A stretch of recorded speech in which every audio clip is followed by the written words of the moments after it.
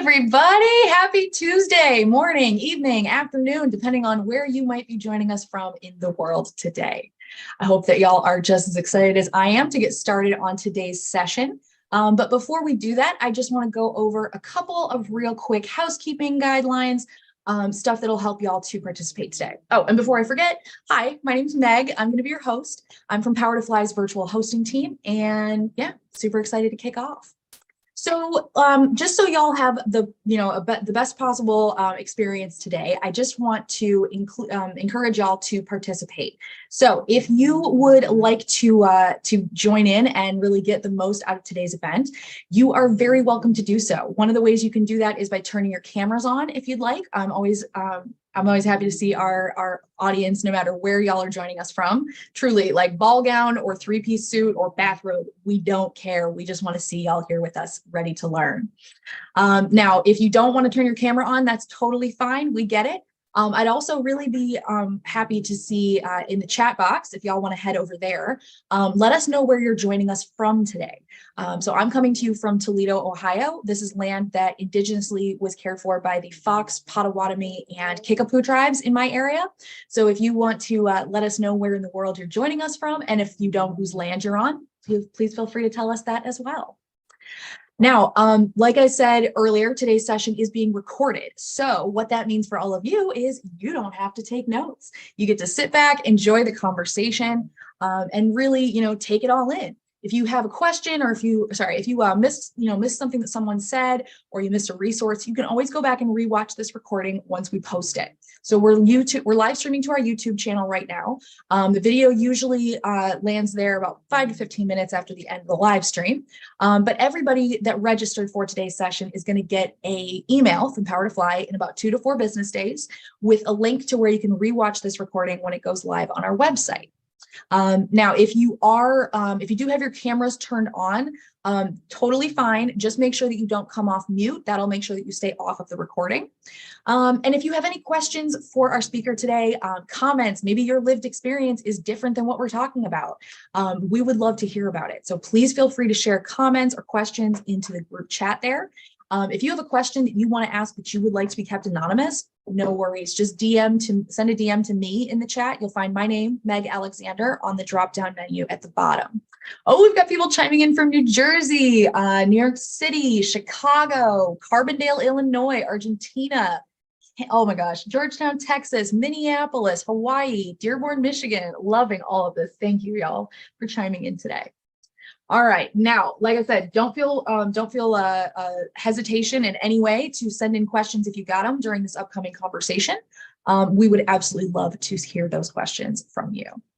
All right, now, as mentioned, we have a special guest today joining us from UnitedHealth Group, or UHG, which is a Power to Fly partner.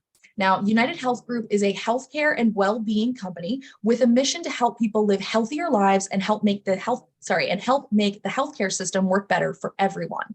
Now, through their family of businesses comprised of Optum and United Healthcare, you will find opportunities to help people build a modern, high-performing health system with improved access, affordability, outcomes, and experiences. Now, if you are curious about how you can take on a career at UHG that helps make a meaningful difference in the lives of others, it will also help to make sure that you do your best work. Now, if you're interested in working with them, definitely check out their company page. Like I said, it's going to look much like what you're seeing on the screen in front of you now. And I just put a link in the chat thread here to where you can check out that company page for yourself as well. Now, remember, on this page, there's that big pink follow button. That's especially important if you hear something today about UHG, you are actively looking for jobs, but maybe don't see anything that interests you right now. That is a really good thing to push. It's also great if you are trying to get together a short list of maybe the companies that you want to take a look at next time you are actively seeking.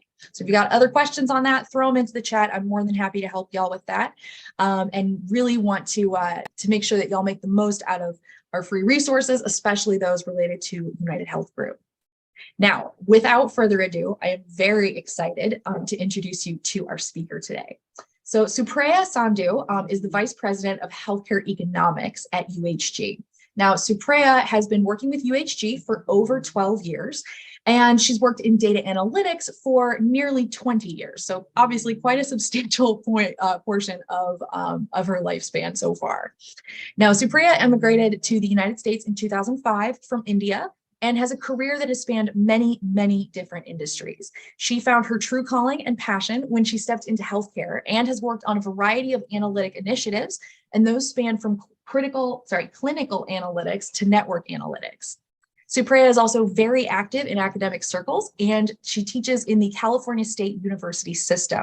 She is an active adjunct faculty at California State University, Fullerton, where she's developed undergraduate and graduate curricula for the healthcare economics and teaches various economics courses there. Suprea, thank you so much for joining us today. Welcome to the stage. We are very, very happy and excited to see you today. Very excited to be here. I'm not sure about that 20 years. I should have downgraded that number. You guys all know I started when I was 5 years old. So obviously. Yeah. Obviously. So, but I'm so excited to be here and so excited to be part of, this amazing opportunity to talk to all of you. Thank you so much. We're so happy to have you. Oh, and you've got a fellow CSUF grad there saying go Titans. So super awesome. Thank you so much, Jared, for chiming in. All right, I'm going to stop sharing my screen so that we can go and dive into some of your questions today. So let's go in, hold on, there we go. So let's go in and start with some of the questions that y'all had submitted when you registered today. Now, like I said earlier, this is not to mean that you can't ask questions. If we are going over one of your questions and you want to give us some more context or something, please feel free to shout it out in the chat. If we're going over a question and you want us to go into more detail or dive in deeper onto an aspect of what we're talking about, let us know in the chat. Chat should be savable. I'm so sorry if it's not. I'm going to work on it on my end to make sure that I can give that permission to y'all. But thank you so much for that request. I'll work on that in the background. All right, Suprea, first question we wanted to touch on here. What is your definition of a successful leader? If we're going to do this about redefining success, what does your definition look like? That's a loaded question. And I thought about it, a lot while I was thinking about what I'm going to say here and how I'm going to talk to all of you. And I realized that as a leader or a successful leader, as we may call it, there is no fixed formula. There's no list of steps that you can follow to become a successful leader. But what you can do is be a catalyst. And so I like to think of successful leadership as a concept of being a catalyst, being a power to make things happen. An example to use is like a car, right? So a car runs. A leader is that person that acts as the fuel for the car, allows the car to run. You can't see the fuel. You don't know that there's fuel running through it, but there is fuel that's running the car. And then when required, the leader becomes the tow truck when the car is stuck somewhere. So I always think of the leadership as a quality more than a person. It's not a role. It's a characteristic. So you don't need to be in some kind of a specific position to lead. You can lead from wherever you are, from whatever point you're at.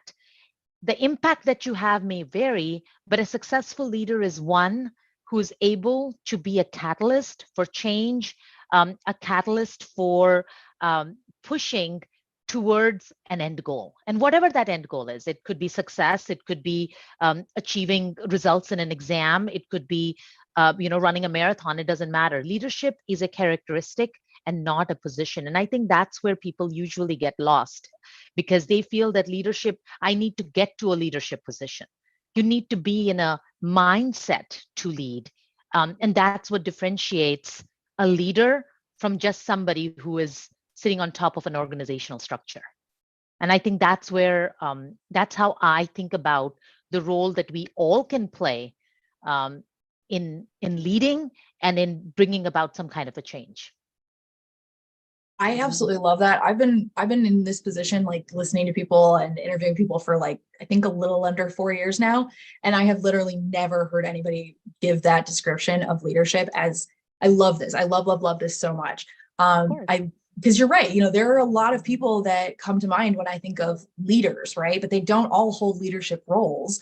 And so I very much like that idea that you can't put the cart before the horse, right? You can't wait to get to the title before you have the skill set to do it. Nope. Really cool. It's a real, yeah, it's a growth pattern. It's a growth mindset. It comes from how you think about where you want to get to. In some cases, like I said, if you're running a marathon, you want to get to, that end, the end goal line of the marathon. And for that, you're leading yourself there. You could be leading a team, think of sports teams and the captains of sport teams. They're not the only ones who are playing the game. They're not the only ones who are there on the field. So it's a concept of being that catalyst and pushing and making sure you're recognizing where all the opportunities are, and then acting as that catalyst, acting as that amalgamation point that helps push you to that result. And again, the result could be anything as simple as being able to bake a pie to be able to deliver $1 million project, whatever it is. Love it. Okay. All right. So let's take a couple steps back here and let's go back to what it was like for you in the early stages of being a leader. Could you tell us about some of the challenges or the hurdles you faced, at this point in your career? I think it's a continuous process. So there was never like a watershed moment where like, okay, today I'm not a leader, tomorrow I became a leader. It's never like that. You kind of go through it. And as you take up and pick up more and more responsibility and you become accountable to more and more people around you, whether it is people who are reporting into you through an org structure or people you're working with, your customers. I think as you go through the phases of developing your own leadership style, you just have so many challenges. I think even today while I was sitting and thinking about this talk, I kept on thinking, there isn't a single thing that I could say that I haven't done wrong. I pretty much have done everything wrong. And then from there, I have been able to develop almost like a please don't do this ever again list, right?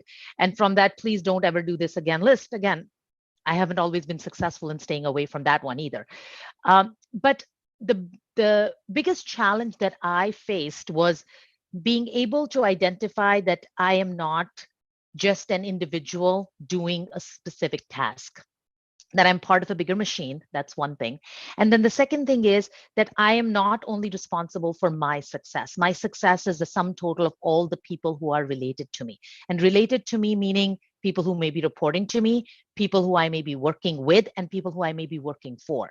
So it's all about remembering that you're one cog or one gear of a bigger machine. So that's one piece. And the second piece is I struggled a lot and I continue to struggle a lot and learn how to delegate.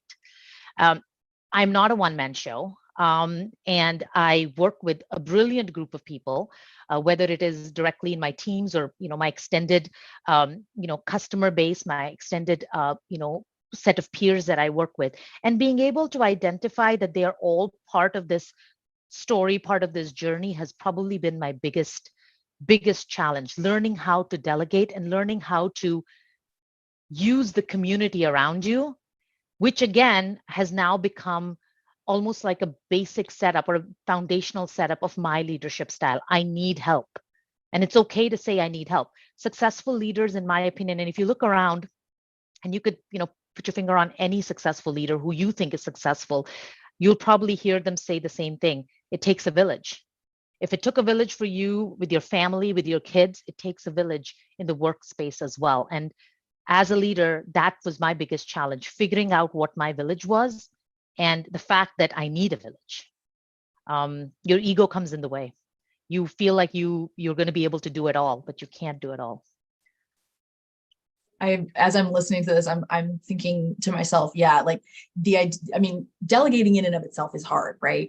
And so I very much love this idea that you were trying to come back to like what you need as a leader to facilitate your style. Because think about it, like, of course you're not doing all of these things yourself, right? And you can't necessarily, it's not that you can't call yourself a leader, but you're not leading anything if there's nobody under you.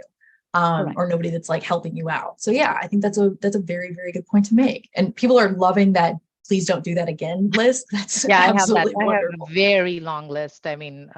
Yeah, Yeah, I should share it with you at some point. It goes through multiple chapters. It's a book by now, but for sure. I like that a lot. Okay, so let's talk about your leadership style. How would you define your leadership style? Um, I'm an aspiring servant leader. I like the concept of servant leadership. I believe in it. Am I successful at it? Uh, I win some, lose some, right? But when you think about it, and if you guys haven't heard about servant leadership, I'd really encourage you guys, if you're interested in it, to read a little bit about it. In 1970, Robert Greenleaf published this book called Servant Leadership. And from there comes this concept of servant leadership. And what it's about is it's about thinking beyond your basic 10 people who report to you. Think longitudinally, think latitudinally. You have to basically think about the fact that you're part of a big organization. And as that organization, what role do you play and how can you impact from where you sit all parts of the organization? A leader isn't one whose job is to deliver a result. I need to get this report out. That's part of the job, but that's not the leadership of it. The leadership of it is, I'm going to produce this report. How is this report going to impact the industry? How is this going to impact my my entire department, across the department, the whole organization, right? And that's the concept, the thought leadership, the being able to connect the dots.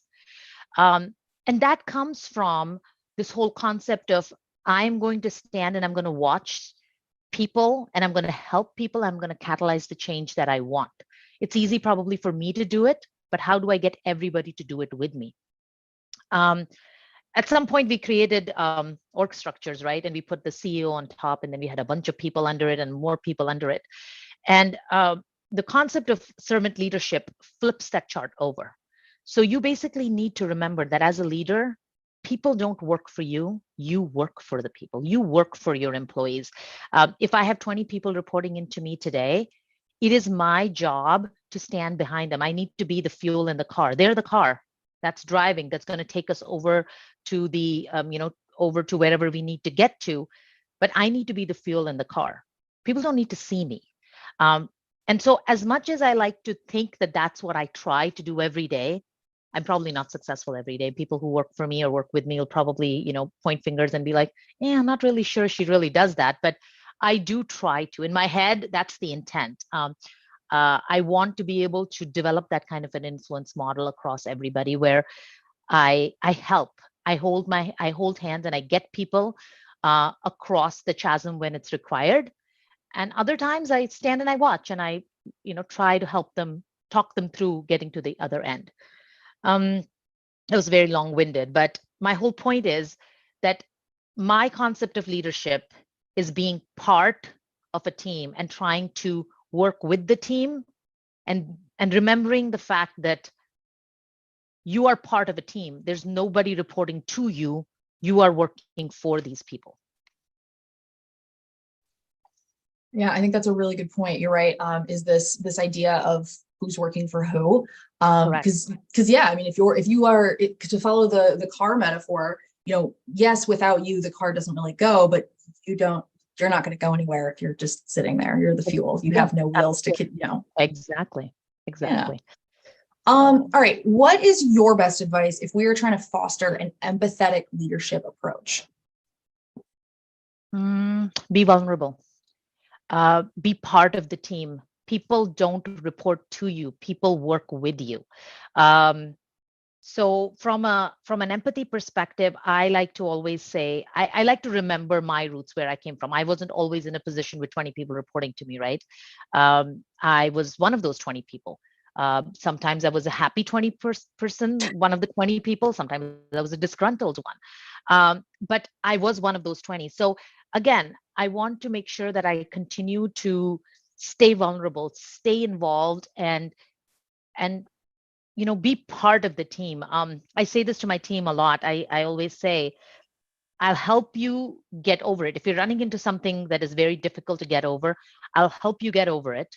If I can't, I'll whine with you, because what else? I mean, I'm part of you. I'm your supporter, and I'm also your biggest cheerleader. So that being said, I also am the person who understands what you're going through the most. So if I can help us get across this hurdle, great.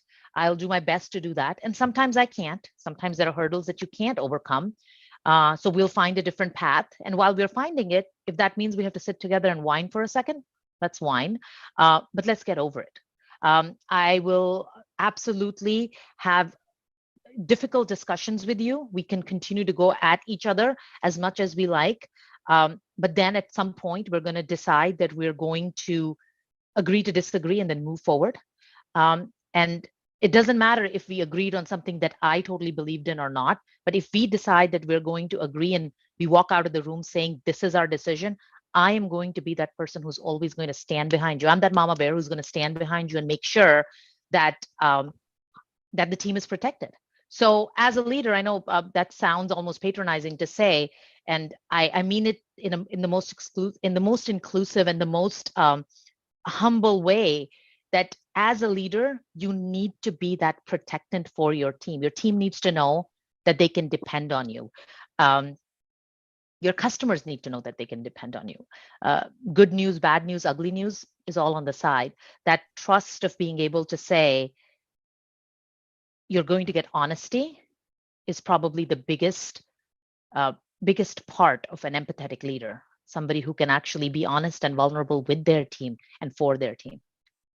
I like that. It makes a lot of sense, because like you said, that vulnerability, you want to feel approachable. You want your team to trust you. To build that trust, you start with, transparency and openness and vulnerability, because you're trying to model what you want them to do back for you, right? If people are vulnerable with each other, then we know how we can help each other out. So yeah, I think that's awesome. All right, servant leadership, you said is something that you strive for. Could you give us an example of a specific action or behavior that would really demonstrate servant leadership, to one's team? I think it's one of those things that you kind of morph into. Everybody has their own angle and their own perspective about it. My angle or my take on servant leadership, and especially as specific examples for my team, is one, like I said, my team knows that I've got their back always, right? That's my basic mantra. Anybody who has ever worked for me should be able to say that. I have always said this like 1,000 times. I've got their back. But the second most important thing is being okay to fail. I want to make sure that as a leader, we always tend to be in a position where we want to succeed, which is the right thing. I mean, it's human nature. Nobody comes to work to fail, right? But allowing the space for anybody, not only just your team, just anybody who you're working with, having the space and giving everybody the space to fail is probably the most important part of servant leadership. Because when you give people space to fail, you give them space to grow. Mm-hmm. Success is a horrible teacher. Failure is an awesome one. So, all that in my book of things not to do, that's what I have earned in my career. It isn't the 50 projects that I successfully led. It's not, those are all great. I love it. There's, I stand on those laurels, or my team stands on those laurels. That's great. But that didn't teach me. What taught me is the misses, is when I screwed up and didn't look at the data clearly, or I totally forgot to send an email and then caused the company, $10,000 or $100,000 or $100 million worth of, of losses. Those things taught me, because they taught me to be more accountable. They taught me to follow a better schedule. They taught me to look again, to check 3 times. So having the space to fail and allowing your team the space to fail is probably the most important aspect of my hope as being an effective leader. I think I love what you said, that, that success is a terrible teacher, right? We don't learn, our brains do not learn from success. We learn from failure. And I think that's why, probably why a lot of the please don't do that list resonated with people, right? Because the lessons you learn yourself, those stick, don't they? You don't do it again. Yeah. You don't do it again. Exactly. That's for sure. All right. So, okay, let's talk in terms of, there's two different theories here, right? There's managing up and managing down. What would you say the differences are between those two theories? And do you have a preference? Managing down is relatively easier, right? Because we have that, as much as I don't agree with it totally, but we have that hierarchical structure, right? 5 people report to me. So they managing down and delegating down to them is easier, right? That's the part that's relatively easier. Managing up is more important. It's harder and more effective if you get it right. Because managing up doesn't necessarily mean, oh, we need to make sure we keep our manager in check, or we need to make sure that our leader is doing exactly what we needed to do. Managing up means that you're able to communicate effectively what the team needs, what you need to be able to get to that end goal, to be able to reach success, right? And that's hard because it's almost, think about it from and people who are analytic, it's a one-to-many relationship. You have one leader and many people who are working under that leader, right? And so being able to get that leader's attention to what you need attention to is a challenging aspect. And as you move up the chain, or whether you go down, whichever way you look at it, as that one-to-many relationship increases, it's harder and harder for us to be able to find, it's the same pie. That leader is one leader, has one pie of time, has one pie of attention. Being able to get the right slice of their time and attention is very important. So managing up, extremely important, which also means that as a middle leader, if you're a leader in the middle, you need to be a very strong um, prioritizer. And I know I use that word weirdly, but that prioritization exercise that you have about what is important and needs that higher up leaders involvement, and what you can deal with alone and what you can empower your team to do, that's the most challenging balance to strike. And I'll be honest with you, that's the one that I think we all probably need to work the most on. Striking that balance between what to escalate, what not to escalate, what needs, a senior leader's input and what doesn't, and what is within your control and what you need to make sure your team is delegated and empowered to do. I'm still working on that one. That one, I think I still haven't got down 100%, but I'll probably screw up on it a couple of times and then add it to my book, and then I'll have a better answer for you. That's one I'm still working on. I like that. Yeah. And I think that that's a really important point to make, that, you strive for these things, but perfection's boring, frankly. And how life wouldn't be that interesting if we were masters of the things we were trying to do already. So yeah. Agreed. Okay, so one of the things that we want to touch on here is the difference between managers and leaders. So you think that there is a divide here. What do you think differentiates one from the other? I think, like I said, you don't need to have a team to lead. You're leading is a characteristic. Manager is a position. So you are in a management position. That's a true statement. You can be promoted into a manager, or you have people reporting into you. So I think of management as a position. I think of, like I started with this concept, right? I think of leadership as a characteristic. It is, all leaders do not need to be managers. So that's one part. All managers are not leaders. And if you think of Venn diagrams, right? You have these circles, you have leadership and you have management. The overlap between the two, that's where you have successful, impactful and effective leadership. Because leadership by itself, again, like I said, it's a characteristics, but you need a venue to be able to deploy leadership in, and that's where management comes in. So that overlap between the two, that's what I think anybody who wants to move into management, who wants to move into that leadership role, who wants to be able to find that next step, you need to find a way to work in that overlap of that Venn diagram. So two very different concepts from my vantage point, for sure. Yeah, no, that makes a ton of sense. And I very much appreciate seeing it as a Venn diagram, because those things can sometimes coexist really well for people, and other times they've got way too much of one and none of the other. So yeah. Okay. All right. So we had a lot of questions regarding like certain leadership traits. So what are some of the leadership traits that you think would enable a leader to give direction and remain effective, especially during a period of uncertainty? Now, I think you know, and I know every day is a period of uncertainty because none of us have any idea what's going to happen. No. But let's say that you're in a more tumultuous time. What do you think are some of the important skills for a leader to have during an uncertain time period? I think vulnerability and transparency for sure. Whatever you can share, right? Of course, I understand that when you're in that kind of a management / leadership position, you may not always be able to share everything, right? Because there's so many business rules to follow, so many business considerations that you need. But as much as you can talk, and as much as you can share and be vulnerable with the team, that's very important. But more than anything else, in times of uncertainty, you need to be the lighthouse for the team. They need to know that they can depend on you, right? When things are going wrong, or when things are going well, but especially when things are going wrong, that trust factor and the fact that they can always count on you to be honest is very important.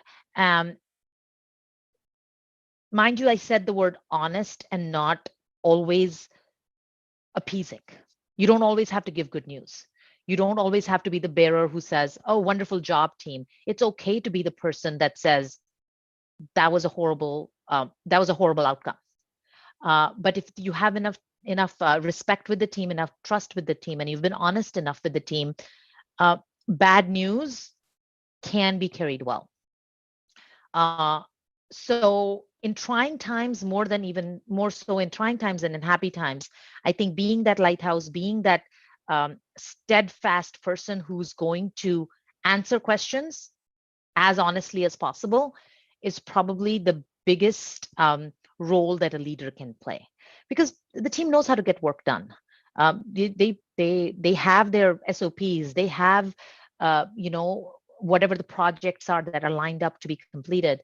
They just need to know that if they have doubts, not only about the work but about the environment, that you as a leader will honestly help them with honest and business appropriate answers.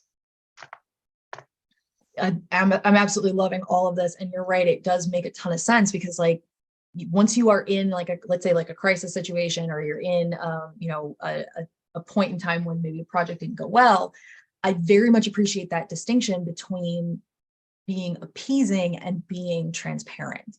Because you're right, it can be very difficult to give bad news. But if you are in a leadership position, you have to be able to give any kind of news that you might get, because that communication is so important for your team. Absolutely. And that's what helps the team grow as well.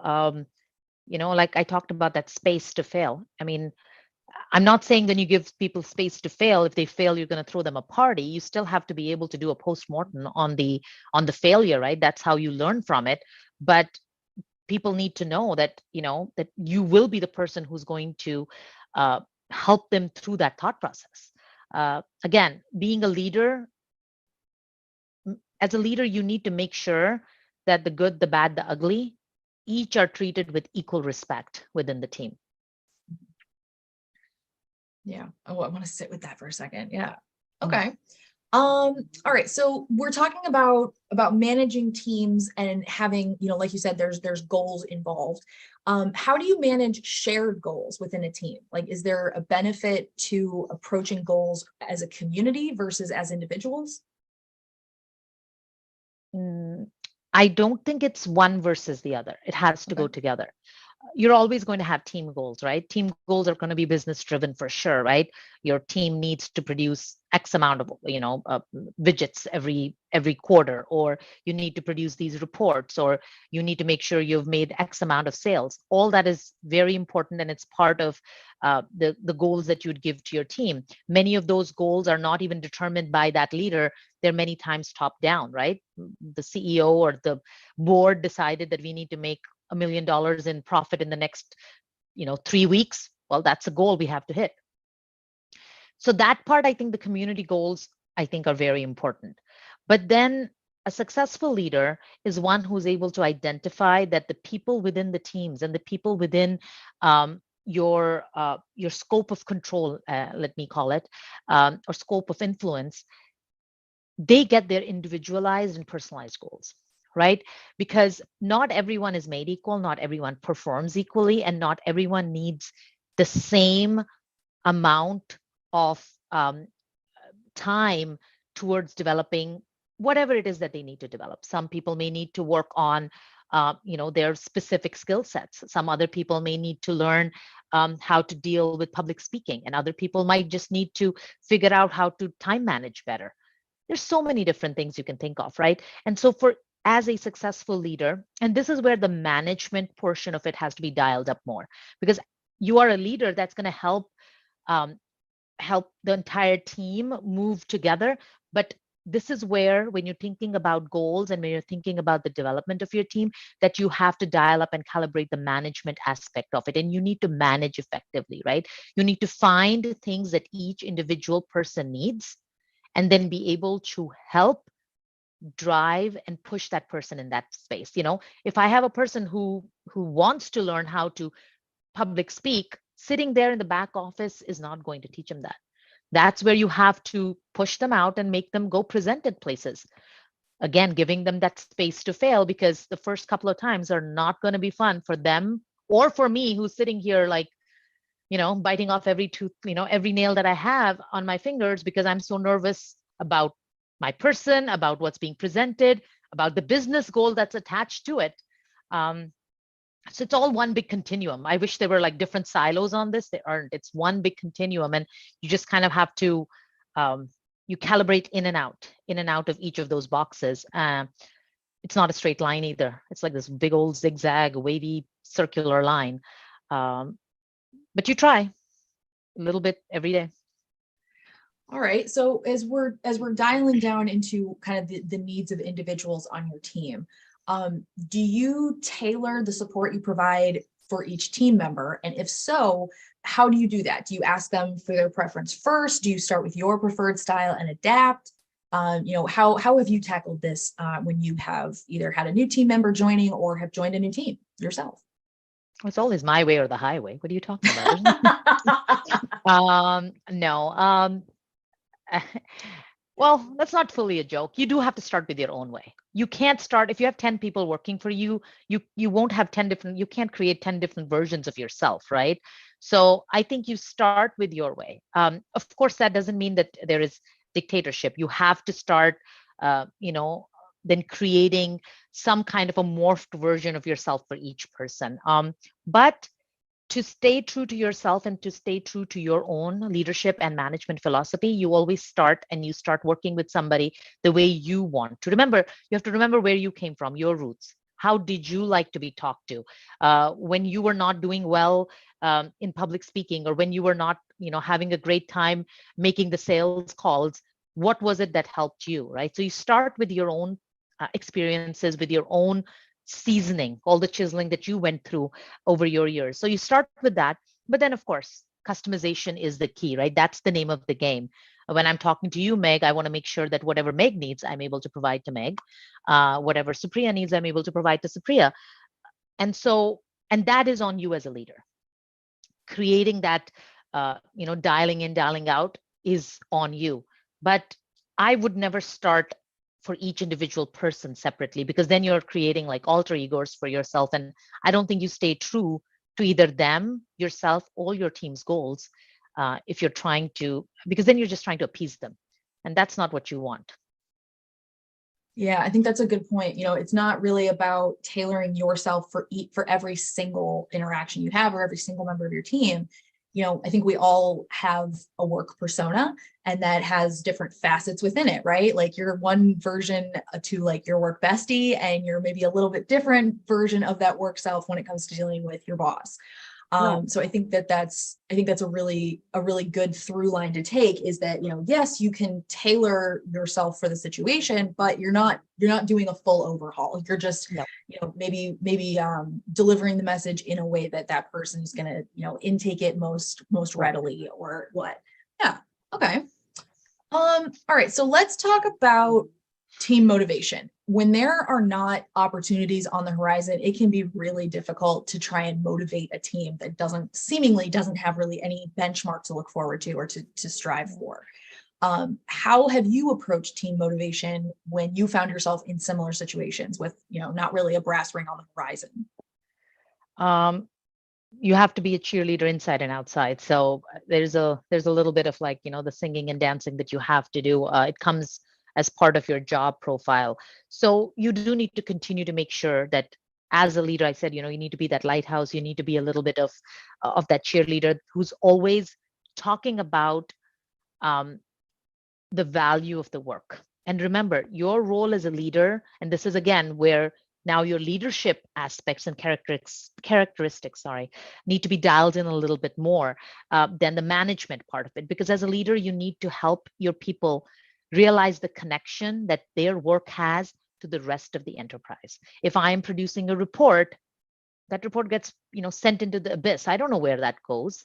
But then when you see a member being helped, or you see, oh, we have now launched a new product in a market, you should be able to join that line, right? Connect that line and be like, hey, John Doe, you produced that report. That report helped us create this new product that we are now launching in Louisiana. Good job.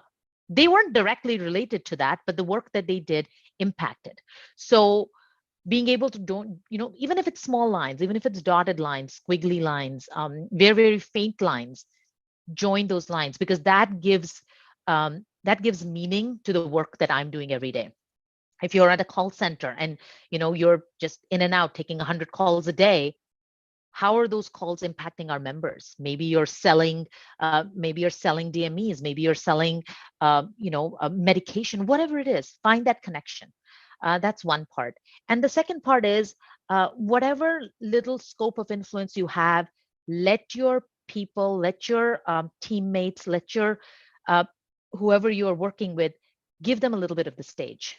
Um, it's really important for everybody to know that their work is validated, and the fact that their work has, there's pride of ownership associated with the work. So let them showcase it, whether it's within just the team, whether it's an extended team, whether it's across the enterprise. And that's again something that as a leader, I continuously challenge myself. It's easier said than done, because remember, at the end of the day, we work in corporate America, and it's all about the credit that you can get. And the more I'm able to show that I did a great job, the better, my bonus is going to look.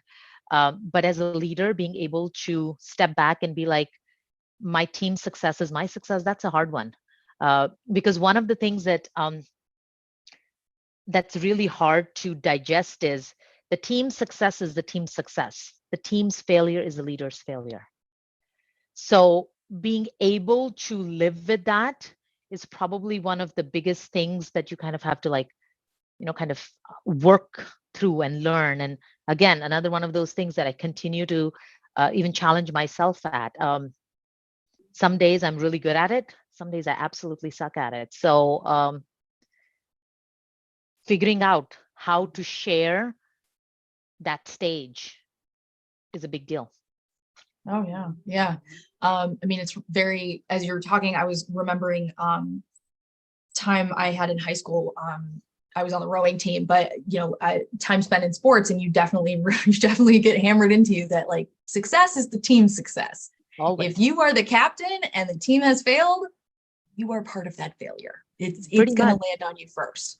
It has So yeah. to. Yeah. And then that sometimes makes management kind of almost a thankless job, because you're like, wait, if everybody does good, then it's a team, and if we fail, it's me. Oh, yeah, but that is the job. Yeah. That's the territory that it comes with. Yeah. Okay. All right, let's talk about in terms of today's working world. A lot of us are either still remote or doing some sort of like a hybrid kind of work situation. What do you think is some of the best ways to forge those relationships and bring rapport with your team when you are physically absent from them?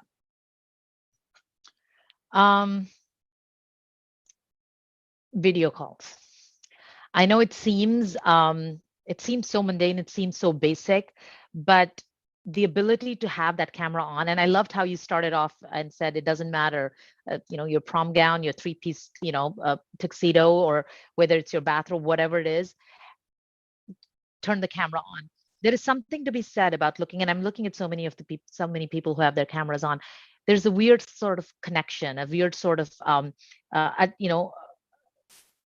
attachment that you feel to anybody who's on the team. My entire team is remote. I don't think I have anybody. I mean, I work remotely myself, so my entire team is, and it's all over the country. So being able to at least, maybe not every week, but a couple of times a week. Sorry, once in a couple of weeks, I meant to say, be able to look at everybody and be able to like share expressions. And I love seeing them roll their eyes when I give them new work, when the previous work is still not finished, and they're allowed to roll their eyes, and because they would roll their eyes if they were sitting across the table from me, right? So having that ability and being able to see face to face goes a long way. What I've realized is, more than work conversations, I'm not a big fan of having the camera on when I'm presenting an analysis, because that seems to distract me. But when I'm having a team meeting and when I'm talking about, just general life stuff, which is very important to talk to about people, you need to know what your teammates are binging on. Are they watching the Real Housewives of New York, or are they watching Real Housewives of Orange County? This is a Or serious Bachelor in divide. Paradise. It's a big divide, and Oh yeah. whether it's Bachelor in Paradise or whatever else is happening, very important to know. And do those things on camera so that you can smile and you can share that connection. So that's really important. And then always have communication channels open, right? That's very important. We in United are big on using Teams. So even at this point, like I can see right here on the side, there's like 15 chats open, and they're all going off right now. And people know they can reach me anytime, that I'm always around. I may say I'll talk to you later if I'm busy with something, but having that open door is really important. So video chats, open door, and then take the time to know your people. You need to know if you're not only just as a leader, just as teammates. Like, you should know, whether or not the kids are in school or not in school, or just a little bit more. Like, just like you say, you need to know your neighbor, you need to know your team. There is immense power in having that affinity for your team. That's what binds a team together, not the 5 projects that they worked on, but the fact that you wished your coworker good luck for their son's basketball tournament. It goes a long way. Care. Yeah. Be human. Care. Yeah, I think this is a really good point, and I feel like it gets overlooked, especially when it comes to fully remote teams, because it's very easy to be like, okay, we've got a lot of work to get done, let's get it done. Yep. But yeah, I think you're right. It's huge to have people who, even though they might never meet you, you might never be in the same time zone as that person, that they're interested in what you've got going on. Like, I remember which of my colleagues have asked, like, how are my dogs doing? Or I work as a seamstress. How's your second job going? So like, I remember these things, and these aren't even people that supervise me. It's just coworkers. So imagine like getting that from your supervisor. That tells me that person definitely has eyes on me, that they want me to do well. They're paying attention. And those are easy things. They're easy wins. Because I love it when my boss asks me, hey, do you have like plans this weekend? I mean, or if my boss remembers that I had told it in some conversation, had mentioned something about my daughter's event or something. And, he'll call back and he'll like, hey, how did that event go? Like, it's such a small thing. It didn't cost him anything, doesn't cost me anything. And it goes a long way, especially in this remote environment, because in the in the actual brick and mortar setting, we used to do that all the time. You would walk over and you'd go have lunch, and during lunch you'd talk about, oh my God, my daughter and her 50,000 activities that I have to Uber her to every day, because that's my second job and I'm not working, I'm Ubering her. So that's what, talking about life is important. Yes. Yes, absolutely. Okay. So one of the things that I think is a refrain we all hear, especially nowadays, is they don't make them like they used to, right? Quality of clothes has gone down, quality of food has gone down, whatever. What do you think, are there any qualities that you think are lacking in today's leaders? Things that used to be, part and parcel with that you could assume your manager or your leader had. What do you think is lacking right now? I think it's that human touch. I mean, people tend to really, we moved into this remote environment, which didn't really exist when I started my career. And many people today, they start their career at home.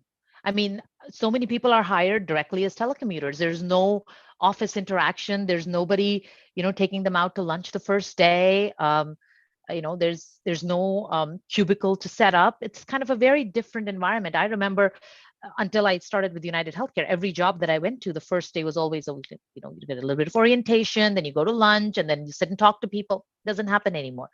So I think that aspect of the humanistic touch that you used to get from your team and from your leaders has become a little bit of second nature rather than first nature. So I think I miss that a little bit. So whatever opportunity I get, I do try to interact. But other than that, I don't think leadership qualities have changed. I think leadership environment has changed. And mostly because we've gone very remote. We're in a post-pandemic era. And in a post-pandemic era, you kind of, the whole concept of looking at the world is a little different. And I think we're also in this world where we're always fighting the economy. It doesn't matter what industry you work in, you're always fighting the economy. And so the leadership styles have changed. So I don't think that it is a bad thing. It's just a different thing. We have to get adjusted to it. But as long as a leader and or manager in this case remembers that the people you're working with are human capital, just like you give respect to your paycheck and to the money and to the dollars around you. You don't frivolously just throw money around, right? You don't frivolously just disrespect your salary. You have a plan for it. Similarly, your employee pool, the people you're working with, is human capital. It's called human capital for a reason. It's the skill set. It's the power. The power of getting work done, and the success of any company comes from its people.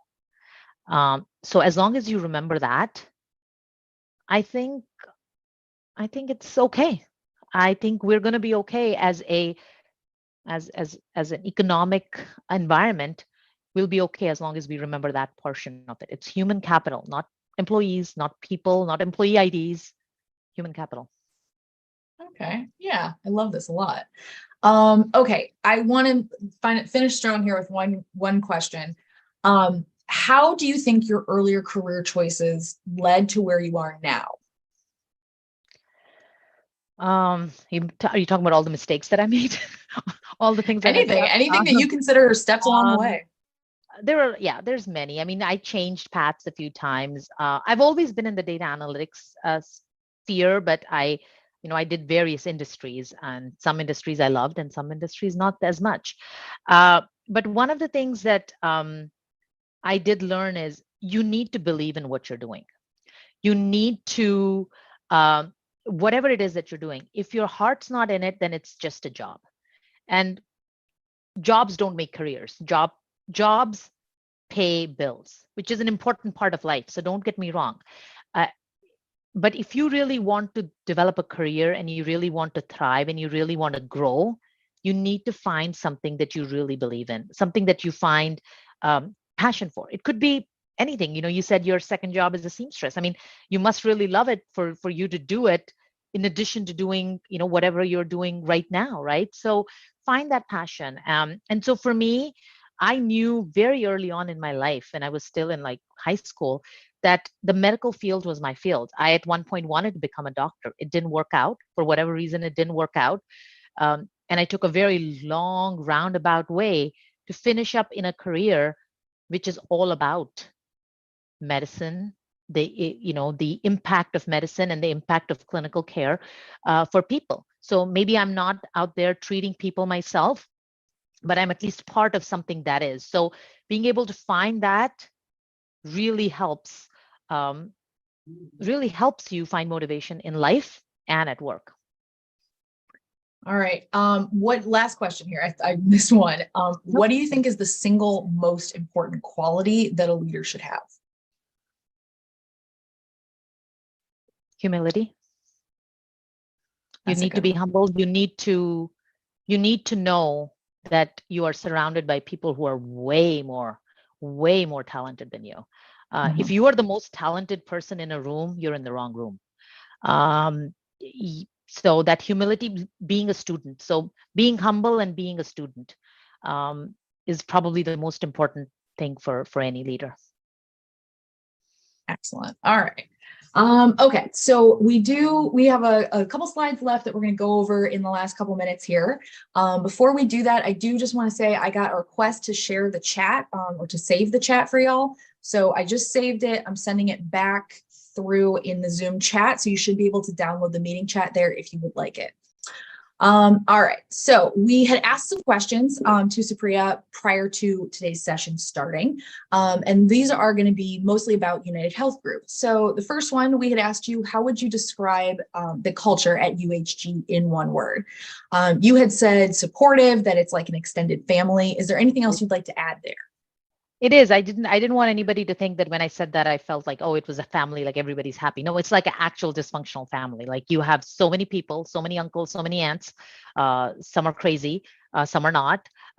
Every discussion can, end up in a food fight. But at the end of the day, you always find a way. So I like to think of and there is always that intent to be able to resolve. So and that's why I think of ourselves like this supportive, crazy family where you have so many different cousins, sometimes all working in the same direction, sometimes in opposite directions, but kind of have to find a way. I like that. Now you had said that your favorite part about working at UHG is the number of people you get to interact with. Could you give us an example of, some of the projects that you've had that have caused you to go, from pillar to post across the org? Every day, 400,000 employees here in United Healthcare across the globe. So you always run into something or the other, anything like, when I'm working on something related to, network contracts, and I have to work with my legal team, and I have to work with the network contracting people, and I have to work with the pricing people, and then I have to work with the market person who's actually signing the contract. So that's 6 departments we've touched, and all we've done is, try to figure out one contract. And so think about all the various ways you can work with. I get to work with, as a leader, as a manager, you're hiring. So I see some of my favorite recruiters are on the call. So I get to work with them all the time. And, it's just a very unique environment. There's no way you can just stay in your little silo when you're with United. You always have to interact. And that's the best part of the most challenging and yet the best part of the job here. Very cool. All right. Last question we had asked you was your top tip for someone who is interviewing. Your response was be curious. Can you expand on this a little bit for us and share maybe some way that an applicant has demonstrated this successfully to you? Of course. And when I say be curious, it's not only during the interview process. Be curious about the work that you're doing right now. Because when you're in that interview, you need to be able to express and you be able to highlight all the achievements that you have. What do you bring to the table? And you will not be able to express what you can bring to the table unless you've actually thought about it and curiously said, hey, I run this report every day, or I make these calls every day. Why am I doing it? Why am I picking up the phone every day and making these phone calls? So be curious in your life, because that'll help you really express and really lay out what you bring to the table. But then also be curious about the work that's being offered to you. Again, to be able to find the passion that you want to build a career, when you sign up for a job or when you get interviewed for a job, find out what it is that they want to do. What it is that will you be doing in that role. So curiosity goes both ways. And what curiosity does is it helps you stay a student. And as long as you're a student, you're learning, you're growing. And as long as you're growing, you'll have a career. So it all comes full circle to me. Oh, I'm loving all of these responses. Supriya, thank you so much for sharing your time and your expertise with us today. It's really, really appreciated. Thank you so much. That's my pleasure. Thank you so much for the opportunity. I really enjoyed answering all the questions. I hope it helped. Of course, if you guys have any other follow-up questions, I'm more than happy to answer them. And I wish everybody good luck. Stay motivated and stay curious. Thank you so much, Supriya. I also want to echo what Suprea had said. Stay motivated, y'all. Thank you so much for joining us today. I hope that you all give yourselves a big pat on the back. You just took the last hour out of your day to do something positive for yourself and your career. That is not an easy thing to do in this day and age. So very, very excited and so happy to see y'all showing up for yourselves today. That is going to bring us to the end of today's Chat and Learn. If this was your first Power to Fly event, I hope it will not be your last. And if you are one of our frequent flyers, I cannot wait to see you again on an upcoming virtual event. Have a happy, safe, healthy rest of your Tuesday, and we'll see y'all back here soon. Bye.